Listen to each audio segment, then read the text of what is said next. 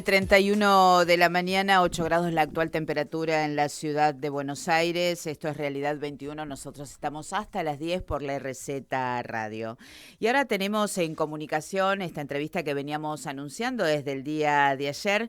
Vamos a charlar y está con nosotros y desde ya le agradecemos la comunicación Santiago Manoukian, titular de una de las consultoras que sigue a diario las principales variables económicas, que es Ecolatina. Marita Gangay y Augusto Mazón te saludan. Santiago, muy buenos días, bienvenido a Realidad 21. Augusto, Marita, muy buenos días. Gracias por invitarme. No, al contrario, un placer, gracias a vos. Bueno, Santiago, nosotros todos los días aquí en Realidad 21 hablamos de la economía, de la inseguridad. Es un magazine de actualidad. Y la economía creo que es uno de los problemas más importantes que tenemos los argentinos desde hace muchos años. Pero ya que te tenemos con nosotros y bueno, para que la gente también pueda ir entendiendo un poco, porque a veces los políticos nos explican la economía desde un lugar que nosotros como ciudadanos comunes no entendemos. Pero vos, ¿cómo definís la economía actual argentina? Bueno, la economía claramente está atravesando un periodo de una crisis, Ujú.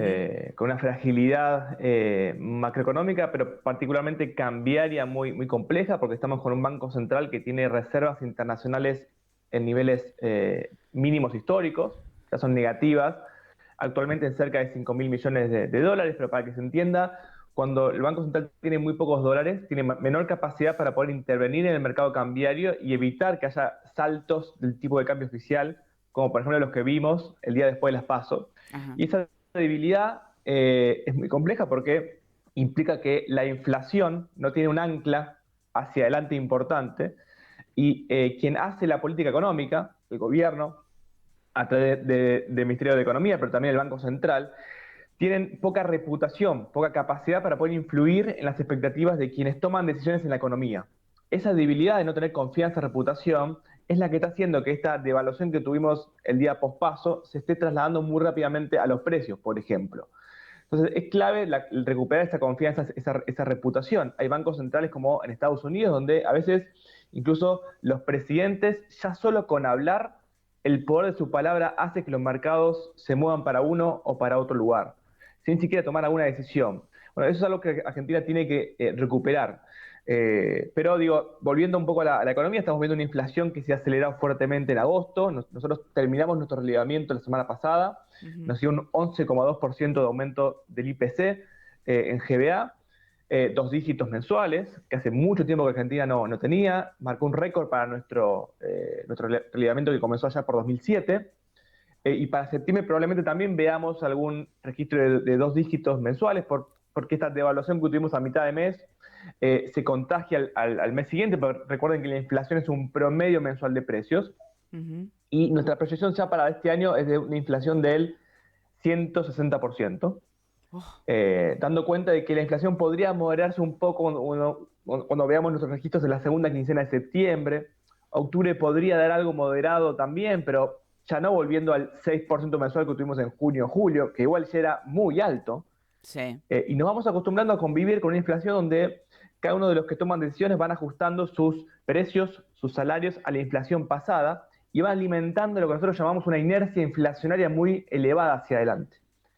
Esa Ujú. inercia después va recibiendo shocks como los que recibimos ahora, que hacen que esos pisos que tiene la inflación vayan siendo cada vez más elevados. Así que estamos conviviendo entonces con una inflación que se acelera, con una fragilidad cambiaria muy relevante y después con una pobreza también creciente, ¿no? Una situación socioeconómica muy compleja para Argentina. Antes incluso de este episodio, estimábamos que la pobreza, todavía no conocemos el dato oficial, pero en algunas semanas lo vamos a conocer, estaría superando el 40% de la población, la pobreza. Ujú. Y en ese sentido, la caída de poder adquisitivo, que el año pasado cumplió 5 años consecutivos, esperamos que este año también se sume un año más, sean 6 años consecutivos de caída del salario real en Argentina, que es 20% en promedio más bajo de lo que era en 2017. Ujú. Así que no tengo demasiadas buenas noticias para darles en ese sentido, porque estamos viviendo claramente una realidad que todos la estamos percibiendo, a veces no hace falta que yo la cuente. Claro. Le diría que cuando uno escucha el discurso del gobierno, lo único que suelen destacar mucho es el empleo. Y Sí. es un punto interesante porque el empleo en Argentina está creciendo, eso es cierto, los datos oficiales lo muestran. El problema es que ese empleo que se está generando, que permite que el desempleo sea del 7%, relativamente bajo, es mayormente empleo de baja calidad y de bajos ingresos, como yo comentaba recién.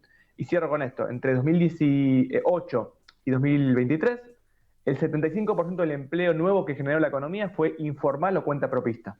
Ajá. Así que cuando uno desgrana un poco los datos, las noticias no son tan positivas como se cree. Así que bueno, ese es un poco el panorama general de lo que estamos viendo. Ujú. Y bueno, Santiago, perdón, ya que justo tocabas el tema del gobierno, Sergio Massa, con todas las nuevas implementaciones que está haciendo, lo está dejando desde un lado bastante negativo su vista pública hacia nosotros y está perdiendo votos. ¿Qué considerás como de este gobierno, ¿no? ¿Qué pueden hacer en estos 3 meses como para reducir un poco y tal vez que para diciembre, porque acá con Marita lo que siempre comentamos es que todos, o sea, se va a retrasar todos los pagos, todos los aumentos hasta noviembre. Entonces, después de noviembre que explotamos, tenemos 100% de inflación en un mes, no sé, un 20%, volvemos a los 2 dígitos. Bueno, ya lo acabo de mencionar, ¿no? Bueno, pero esa percepción que tenés vos, y un poco está la respuesta en tu pregunta, ya da cuenta de que el gobierno, justamente lo que decía yo, tiene muy pocas herramientas para influir en las expectativas. Ya sabemos que cuando hay un congelamiento, en algún momento eso se da vuelta. Ya Ujú. sabemos que cuando hay un acuerdo de precios, eso es momentáneo y después esa inflación reprimida vuelve a estar si vos no atacás los problemas de fondo que tiene la economía argentina. Y eso mismo que percibís vos, lo perciben todos. Entonces, cuando uno ve ahora las próximas estimaciones que den cuenta de inflación que releva el Banco Central, por ejemplo, vamos a ver que las expectativas siguen desancladas, ¿sí? Que no hay un ancla ahí Claro. en la confianza, insisto, y eso es muy, muy relevante. Entonces, claramente, nosotros hace poco, previo a las PASO, hicimos un informe donde justamente mostrábamos que probablemente estábamos frente al peor escenario socioeconómico para ir a votar antes de unas PASO. Recuerden que las PASO comenzaron allá por 2011. Sí. Comparábamos una serie de indicadores y todos nos daban en general peor. Algunos parecidos a 2021, también que había sido un año donde la economía ya había empezado a deteriorarse. La pobreza ahora es un poco mayor que en 2021. Así que creo que el voto castigó, por supuesto, un poco eso. La población lo está percibiendo. La población en general no ve el nivel de reservas o el nivel de déficit fiscal, sino lo que percibe. Lo que percibe es justamente esto que estamos relatando. Así que de acá a octubre creo que es poco lo que el gobierno puede hacer. Estas medidas son paliativas para este evento puntual que acaba de suceder, pero la situación ya venía deteriorándose hace tiempo, como todos sabemos. Así que esta aceleración de tener en 2 meses, si uno acumula agosto y septiembre, probablemente una inflación del cerca del 25%, bueno, difícilmente Ujú. sea recuperable con algunas medidas puntuales de ingresos que obviamente uno cree que son necesarias. Pero Sí. son necesarias porque también hay una política económica que no es consistente con bajar la pobreza sostenidamente. Así que son medidas paliativas, yo te diría insuficientes. Y bueno, queda un mes para las elecciones generales, eventualmente un balotaje. Queda todavía, les diría, mucho tiempo de acá a fin de año, dada la fragilidad que estamos viendo y pocos recursos porque tengamos en cuenta también que el gobierno se comprometió a una reducción del déficit fiscal con el FMI. Así que Sí. ya Claro. sabíamos que este año iba a ser un año donde el gobierno iba a tener pocas herramientas. Y aún así, fíjense que fue un año atípico porque el gobierno subió tarifas en un año electoral. En Sí. 2021, elecciones de medio término, esto no ocurría. Subió tasas de interés. En 2021 esto no ocurría. Bajó el gasto público. En 2021 esto no ocurría. Quiero decir, el gobierno tuvo que dar un viraje porque la situación, la realidad se volvió a imponer. Bueno, ahora vuelvo con algunos congelamientos, pero la verdad que ya estamos todos bastante entrenados para saber cómo termina esto finalmente. Claro, justamente volviendo a estas medidas paliativas, anuncian con bombos y platillos precios cuidados, precios justos. Y nosotros sabemos que en la realidad, cuando concurrimos a cualquier comercio, primero que no hay stock de esos precios anunciados. Y segundo, que no te ayudan en nada porque no están en todos los comercios. Entonces, la verdad que me parece que hay medidas que las anuncian, pero en la realidad esto no nos favorece para nada realmente. Por eso digo, hay que tener primero también la lógica de gobierno, ¿no? Su horizonte de planificación es de acá a octubre, tiene que hacer todo lo posible para, por supuesto, recuperar algo de caudal de votos, sabiendo que, a pesar de que el peronismo obtuvo una de las peores elecciones de las últimas décadas, Sí. aún así sigue relativamente competitivo, justamente por este escenario de tercios que se logró, ¿no? La figura de Milei obviamente emergió porque obtuvo cerca de 10 puntos más de lo que las encuestas le daban, pero fíjense que las diferencias entre los tres candidatos principales fueron bastante acotadas. Sí, Entonces, eso le da al gobierno todavía cierta posibilidad y creo que estas medidas apuntan un poco a eso. Pero como bien decís, son medidas que creo que en inglés hay una expresión que es too little, too late, que es como poco y tarde, ¿no? Y sí, creo que eso pinta un poco este escenario. Como bien decís, el escenario de acuerdo de precios, además de reprimir inflación eventualmente, como yo decía antes, tiene en cuenta únicamente en general a los supermercados y hipermercados. Y la población más pobre, nosotros hemos hecho varios informes al respecto, consume mayormente en autoservicios de barrios, pequeños comercios. Ahí en general el acuerdo no llega, no, porque tampoco hay un acuerdo grande con productores de alimentos. Ahí siempre decimos que es muy difícil hacerlo. Sobre todo, fíjense en la carne de vacuna. La carne de vacuna, en promedio, en cañuelas, en el mercado mayorista, subió cerca del 50% en agosto. Ya eso sí. se comenzó a trasladar a las góndolas y nosotros, en nuestro reglamento, nos dio un incremento del 25% de la carne en agosto al consumidor directamente. Así que también es difícil, digamos, hacer un acuerdo con el sector de alimentos, porque es un sector que está muy atomizado en todo el país, tiene un alto nivel de informalidad y cuyos precios dependen mucho de condiciones climáticas, por ejemplo, o biológicas. Fíjense que la carne vacuna lo venía beneficiando de alguna forma el gobierno, porque la carne vacuna venía bastante planchada, ¿sí? Sí. Había subido hasta julio cerca de 20, 30 puntos por debajo de la inflación. Bueno, eso en algún momento se iba a dar vuelta, los especialistas pensaban que iba a estar más cerca de fin de año, bueno, finalmente ocurrió antes, se adelantó. Haber incluido al maíz también dentro del el dólar agro hace Ajá. semanas atrás también tuvo un impacto adicional, porque no solo fue la devaluación lo que aceleró la inflación de agosto, sino también fue esa medida, fue haber incrementado el impuesto a las importaciones mediante esta devaluación fiscal. Digo, fue un cartón lleno, les diría, para esta inflación de agosto. Así que, insisto, esta situación va a seguir siendo frágil hacia adelante y los paliativos son pocos y llegan un poco tarde. Ujú. Y bueno, Santiago, entre el lunes y ayer se supo este nuevo dólar soja 5, este dólar que no va a tener como un precio final, que se va a poder utilizar otro tipo de divisas para los exportadores. ¿Cómo funciona para saberlo más en específico? Porque como no se aclaró, y creo que el gobierno está fallando un poquito en dejar en claro las cosas para la gente, para los exportadores, para los importadores en general. Sí, yo coincido en esa apreciación. A ver, recordemos primero que los dólares soja comenzaron allá por septiembre del año pasado. Después hubo uno en diciembre, después hubo uno en abril, en mayo. Se fueron confundiendo también con el llamado dólar agro, ¿no? Que el Sí, dólar agro también incorpora una serie de economías regionales. En ese momento no incluyeron a la soja particularmente. Pero ¿cuál es el punto acá? Vos tenés un tipo de cambio atrasado al cual nadie quiere vender porque lo consideran muy barato, pero todos quieren comprarlo. Eso te genera ya un desbalance cambiario donde tenés un exceso de demanda de dólares, insisto, y poca oferta. Entonces, al principal sector que te lo genera, al agro, vos ya a partir de septiembre del año pasado, cuando le otorgaste un incentivo, bueno, el sector está todo el tiempo esperando que se lo otorgues de vuelta, porque sabe que tiene ese poder de negociación. Entonces, ahora vuelve de vuelta la discusión, ¿no? Porque las liquidaciones del agro se desplomaron después del último dólar agro, y particularmente las de soja también siguieron bajas. Entonces, el gobierno lo que intenta es darle un tipo de cambio preferencial, desdoblarle al sector. Ahora bien, a diferencia de septiembre, diciembre, donde la medida era muy clara, vos tenías un tipo de cambio mucho más alto al cual ibas a poder liquidar tu cosecha, esta última medida creo que agrega ruido y no queda demasiado clara. El punto es, a vos te dejarían tener un 25% de lo que vendés de libre disponibilidad, que vos eventualmente podrías venderlo a un tipo de cambio paralelo, por ejemplo, financiero, un tipo de cambio claro. MEP, que es bastante más alto, como sabemos, y eso te daría un tipo de cambio implícito neto un poco más alto, ¿no? De cerca de 450 pesos. Si vos vendés una parte al oficial y una parte a ese. Ahora, esa instrumentación no está demasiado clara, como bien decís, hay un problema comunicacional ahí que creo que este gobierno también lo ha tenido muchas veces, ¿no? Sí, Porque cuando vos tomás la decisión de devaluar, por ejemplo, hace poco, devaluar en sí mismo no es que está mal.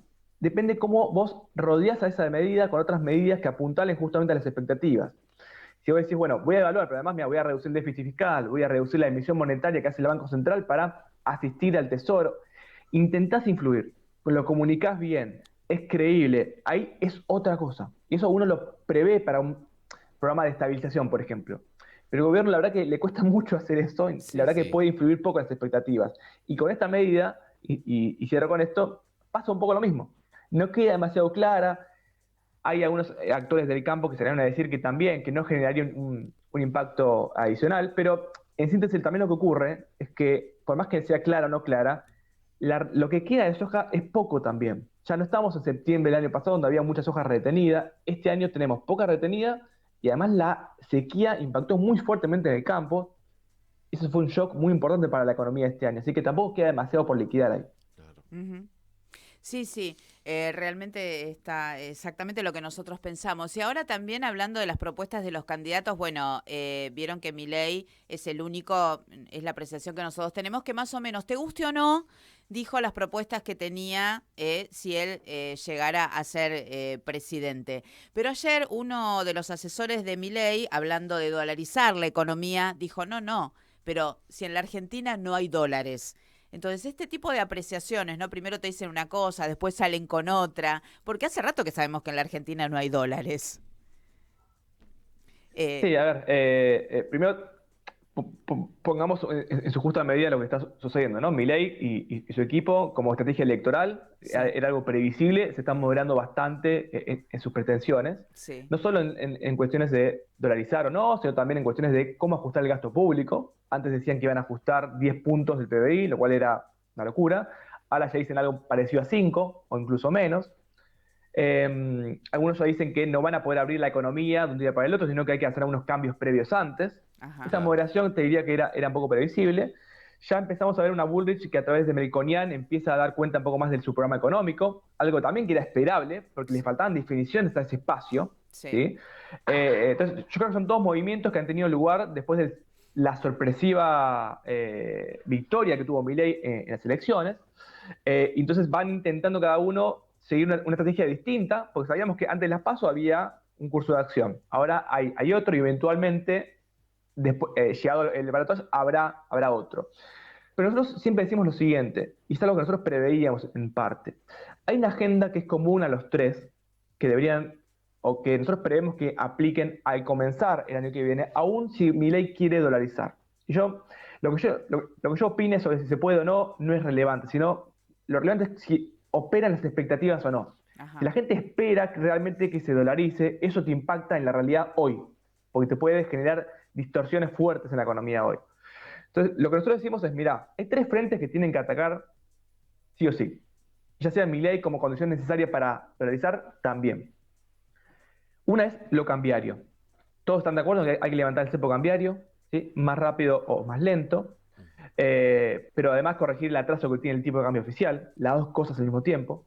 En segundo lugar, lo fiscal, hay que reducir el déficit fiscal, y eso creo que todos, hasta Massa habla de orden fiscal, fíjense que mandó un presupuesto, quiere mandar un presupuesto para el año que viene de déficit cero, los tres hablan un poco de lo mismo. Y en tercer lugar, la cuestión inflacionaria, porque cuando vos levantás el cepo y corregís el tipo de cambio y además querés reducir el déficit fiscal y vas a tener que subir tarifas de vuelta, eso impacta en los precios. Y partimos de una situación social como la que yo describía anteriormente. Entonces, el tercer punto es la inflación. Vos tenés que atacar las causas de la inflación, uno diría medidas más ortodoxas, como es reducir el déficit fiscal y ganar confianza ahí, y reducir también la asistencia monetaria que le hace el Banco Central al Tesoro, pero también medidas heterodoxas que apunten a acuerdos de precios y salarios en este marco de una secuencia de medidas articuladas, y también romper con alguna inercia de esa inflación, porque ¿qué está pasando con la inflación en Argentina? Nosotros nos vamos defendiendo del aumento de precios acortando la duración de los contratos. El alquiler, piensen por ejemplo, que antes duraba un año, a veces hay ahora contratos informales que duran 6 o 3 meses y sí, lo vamos indexando a la inflación del pasado. ujú, Bueno, toda esa mirada tiene que cambiar, el próximo gobierno tiene que generar un rotundo cambio en las expectativas, ¿no? Porque si eso no ocurre y seguimos viendo por el espejo retrovisor a la inflación, vamos a seguir ajustando precios por la inflación pasada. De esa manera nunca vas a mover la inflación. Así que en síntesis yo creo que esos tres elementos, esos tres pilares, siempre que escuchan a los candidatos lo van a escuchar hablando más o menos de eso. sí, Obviamente que hay, digo, matices. Y realmente no sabemos exactamente qué van a hacer, ¿sí? Pero claramente se están moderando las pretensiones porque saben que también el apoyo político que necesitan, y Milei eso lo sabe bien también, y el plafón social te limitan en todo lo que vos vas a querer hacer. No vos vas a poder hacer lo posible, no lo que querés, muy probablemente. Y eso creo que la política también es el arte de transformar, pero también el arte de lo posible. Y yo creo que Milei también lo va a entender porque va a tener que pautar Sí, ciertas medidas con lo que él mismo llama la casta. Ya claro. hemos estado viendo que está tejiendo alianzas con la casta. Digo, acá cuando vos te metes en política, puede sonar muy bien, vender un discurso donde vos vas a ir en contra de la corriente como el salmón, pero por otro lado también tenés que seguir el curso de los hechos si vos querés realmente generar transformaciones para el país, ¿no? Claro. Sí, sí, incluso ya ayer me decían que Milei se estuvo reuniendo con los integrantes de la CGT. Bueno, sabemos que de acá a octubre se están reuniendo con diferentes sectores, ¿no? Porque, bueno, hay que acordar algunos parámetros. Y me sumo a la pregunta de Marita sobre la dolarización de Milei. Sería un plan totalmente a largo plazo, ni siquiera a mediano plazo, unos 10, 15 años, Santiago, ¿no? Para que funcione bien y que Argentina se transforme en tal vez lo que era antes, exportaciones, importaciones y sin tanto déficit fiscal. Bueno, claro, nosotros creemos que para eventualmente dolarizar no es imposible hacerlo, porque creemos que las mejores condiciones serían tomar una serie de medidas previas que estabilicen la economía, y la verdad que muchas de esas medidas son consistentes también con recuperar el valor de nuestra propia moneda. Por lo Claro. tanto, nosotros decimos, mira, si vos lográs hacer eso, que sería una condición necesaria para dolarizar, ya probablemente no necesites dolarizar. Por supuesto que ese camino es más largo, es más tedioso, requiere acuerdos, pero es más sustentable también. Y quiero dejar bien en claro, nosotros no creemos que sea probable implementar la dolarización en 2024. En todo caso, se podría discutir para más adelante. ¿Pero por qué fundamentalmente? Porque, aún siendo elegido Javier Milei como presidente, hay tres condiciones que vos tenés que reunir. La primera es un apoyo interno. Vos tenés que sancionar por ley la dolarización. No podés imponerla por una consulta popular o por un plebiscito. Y también necesitas algún apoyo externo del Tesoro o del gobierno de los Estados Unidos, ¿sí? Eso también es importante destacarlo. En segundo lugar, vos requerís un elevado financiamiento o endeudamiento para conseguir esos dólares que hoy no los tenés, Ujú. frente a una aguda escasez de reservas, como yo comentaba antes, y además el exceso de pesos que tenés en la economía argentina. Y tenés que canjear eventualmente. Y en tercer lugar, yo creo que justamente lo que decía recién, una serie de medidas que vos tenés que tomar previamente, corregir el tipo de cambio, alinear precios relativos, reducir el déficit fiscal, reformas adicionales. Y mientras vos tomás todas esas medidas, eso lleva un tiempo, no es un día para el otro. Por Sí, lo sí. tanto, en la práctica, dolarizar no puedes hacerlo tan rápidamente. Bueno, también nos están dando la razón los propios equipos técnicos de Milei. Sí. ¿No? Hace poco Marra dijo que probablemente tampoco iban a poder instrumentarlo en la primera etapa de la gestión, ¿no? En los primeros 4 años. Así que, digo, algo de eso, de teorema de Baglini, ¿no? Cuando uno se va acercando al poder, va moderando un poco sus pretensiones. Y acá cierro con esto. Nosotros creemos que Milei, al obtener este resultado, también empieza a creer que realmente puede llegar a ganar. Sí. Y eso le cambia un poco la cabeza a Ujú. quien va a gobernar. Tiene que empezar a pensar las cosas desde otra forma. De una forma Cuando le mucho preguntan más por realista. ¿Cómo? De una forma un poco más realista. Perdón que te corte, Teo. No, no está bien, pero cuando le preguntan, exactamente, cuando le preguntan, por ejemplo, por el sindicalismo, hace poco escuché una entrevista, no lo ataca tanto como uno pensaría que lo atacaría hace meses atrás. Sí.